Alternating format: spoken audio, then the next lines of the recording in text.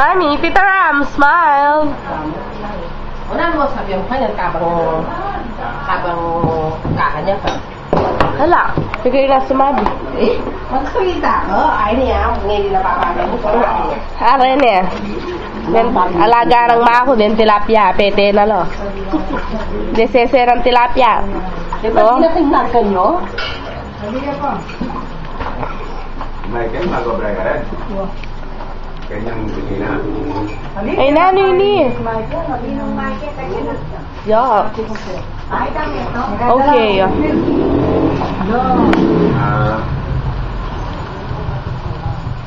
Gana nga rin, ano? Dilis mo yun, ha? I-Russell na yung obra ka rin. Huwag yung kusina, ha? Tama na siyang pinggan. Huwag yun na sumili ka nga rin. I-Russell ng Mercury. Uli, dali niya. Mintane, Dubai. Ano na Dubai, Russell? Ay, oo, karakal pa to.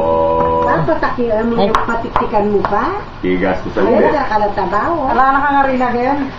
Bakit mo na Tita Ram, oh. Oy, atakban mo yan. Nice na po, tagpalusan. Kita ba? Sakalang kita ang yun. Sakalang kita. Ala akong dyaryo. Eh, kung may dyaryo. Ay, ito saan mo dakan? Ito, nagamitan mo sila. Obrang Hindi sa ang punta ba? Bangi kay. Bangi ito pinigil ko dito. Matutod niya pa babes. Sermon mo pa yan. Opo, biko.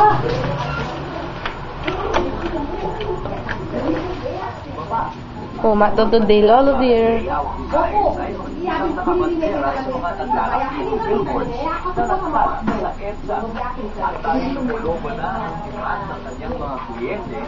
Dito niya naisip na mag-hire ng creative staff at kayo ang kumpanya na tinatawag niya Teka Designs. Siguro hindi mo makukuha at hindi ka tatagal sa malalaking kumpanya kung hindi mo kayang ibigay yung quality. So, since art-based ako, hindi ako typical negosyante, priority ko kasi yung quality ng trabaho. Ang advantage ko pag nag-layout ako ng kaya kong mag-revise sa kanila. Hindi ko kaya ng big agency during the time. After 2 years, nanganak pa ng isang negosyo ang kanyang pagsisikap. Isang kumpanya ang kanyang pinayo, ang Egyo Digital Graphics. Ang dating ina-outsource niyang digital print production ay sarili niyang negosyo.